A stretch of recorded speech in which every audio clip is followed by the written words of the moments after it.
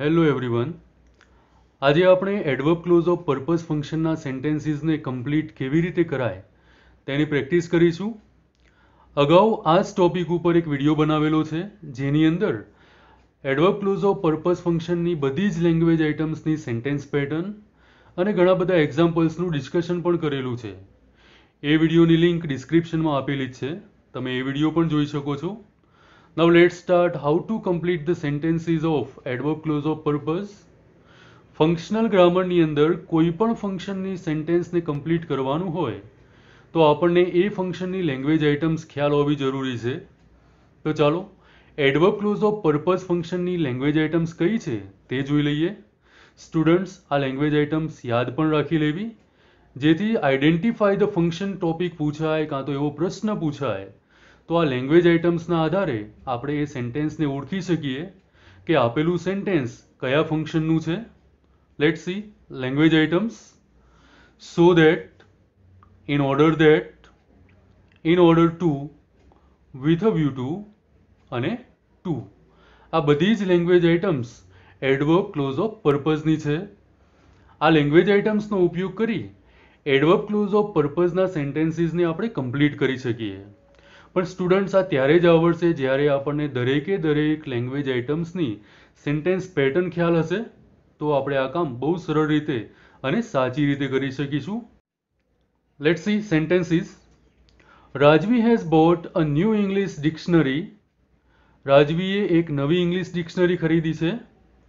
પછી ડેશ આપેલું છે, બ્રેકેટની અંદર ફંક્શનનું નામ શોઈંગ પર્પઝ આપેલું છે. એટલે કે અહીંયા આપણે શોઈંગ પર્પઝ ફંક્શનની કોઈ પણ લેંગ્વેજ આઇટમનો યુઝ કરી આ સેન્ટેન્સને કમ્પ્લીટ કરી શકીએ છીએ. શોઈંગ પર્પઝ ફંક્શનનું મુખ્ય કાર્ય હેતુ દર્શાવવાનું છે. તો રાજવીએ નવી ઇંગ્લિશ ડિક્શનરી ખરીદી, એની પાછળ હેતુ શું હોય આવું વિચારશું તો આપણને આન્સર કમ્પ્લીટ કરવામાં સરળતા રહેશે. Let's see answer.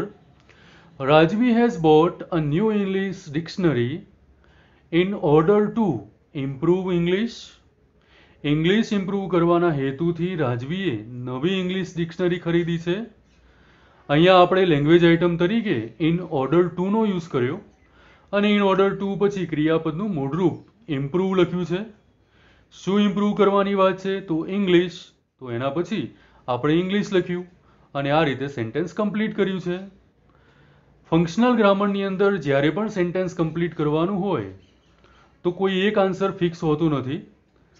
દરેક સ્ટુડન્ટ અલગ અલગ લેંગ્વેજ આઇટમનો યુઝ કરી સેન્ટેન્સ કમ્પ્લીટ કરી શકે છે.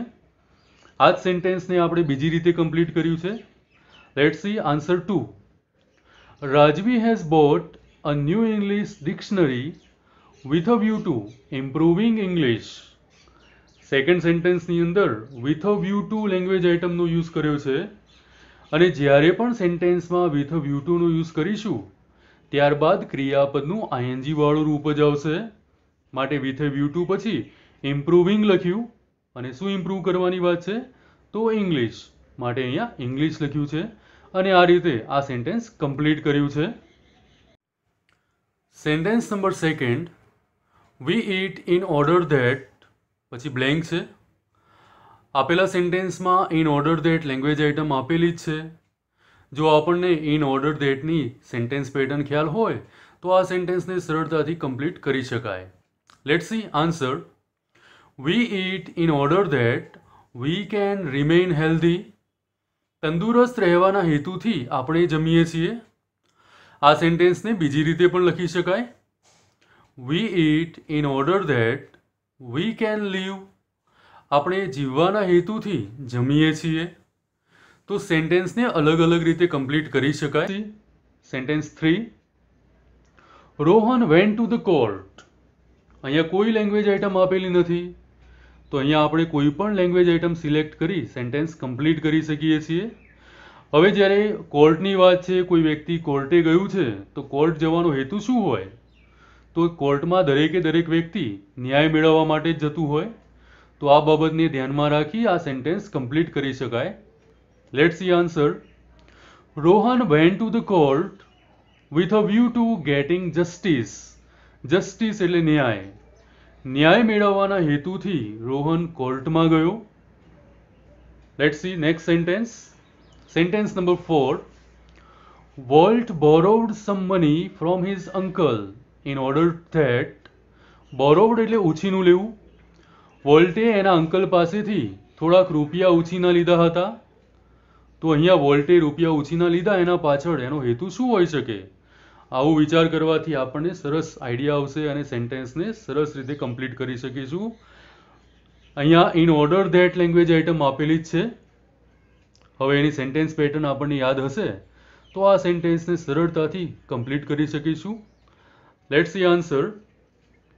Walt borrowed some money from his uncle in order that he could start cartoon company.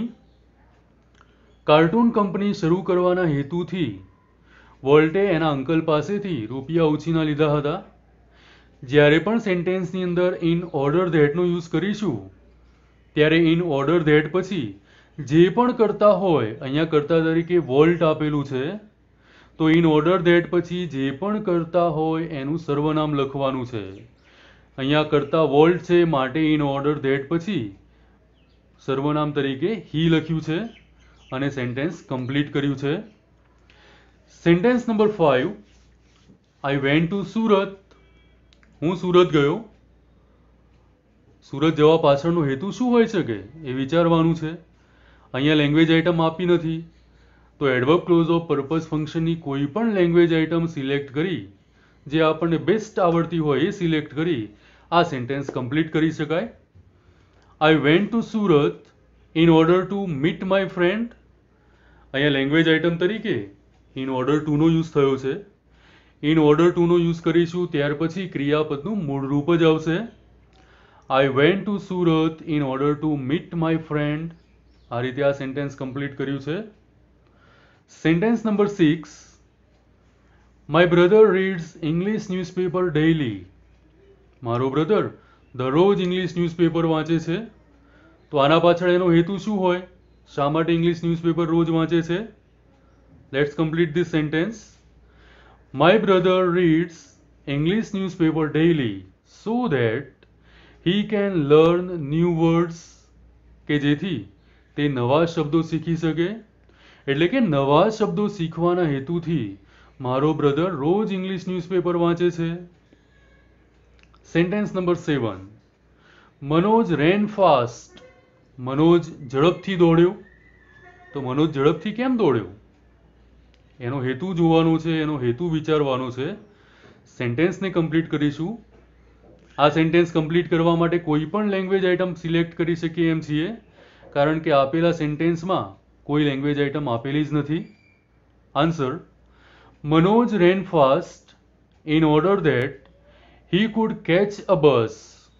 Manoj bus પકડી શકે, મનોજ બસમાં બેસી શકે તે હેતુથી મનોજ ઝડપથી દોડ્યો. Let's see. Sentence number 8. Rahul went to America with a view two. Rahul America ગયો. અહીંયા વિથ એ વ્યૂ ટુ આપેલું જ છે students. With a view to પછી ક્રિયાપદનું આઈએનજી વાળું રૂપ જ યુઝ કરીશું. આન્સર જોઈશું. Rahul went to America with a view two earning money. રૂપિયા કમાવાના હેતુથી રાહુલ અમેરિકા ગયો. અહીંયા વિથ એ વ્યૂ ટુ પછી ક્રિયાપદનું આઈએનજી વાળું રૂપ અર્નિંગ લખેલું છે. અને શું અર્ન કરવા ગયો છે? તો રૂપિયા, મની અર્ન કરવા ગયો છે. આ રીતે આપણે સેન્ટેન્સ કમ્પ્લીટ કરી શકાય. Sentence number 9. Reema went to the market. Reema market ગઈ. માર્કેટ જવા પાછળનો હેતુ શું હોય એવું વિચારશું તો આ સેન્ટેન્સને સરળતાથી કમ્પ્લીટ કરી શકાય.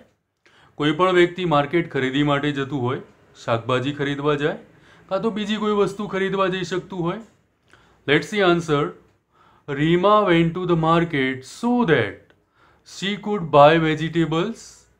વેજીટેબલ્સ ખરીદવાના હેતુથી રીમા માર્કેટ ગઈ. આપેલા સેન્ટેન્સમાં સો ધેટ લેંગ્વેજ આઇટમનો યુઝ થયેલો છે. જ્યારે પણ સેન્ટેન્સમાં સો ધેટનો યુઝ થયેલો હોય, સો ધેટ પછી કર્તા અને સર્વનામ લખવાનું છે. અહીંયા સેન્ટેન્સમાં રીમા કર્તા છે માટે આપણે સો ધેટ પછી રીમાનું સર્વનામ શી લખ્યું છે અને આ રીતે સેન્ટેન્સ લખેલું છે. Let's C. Sentence number 10. Students work hard in order two. વિદ્યાર્થીઓ સખત મહેનત કરે છે.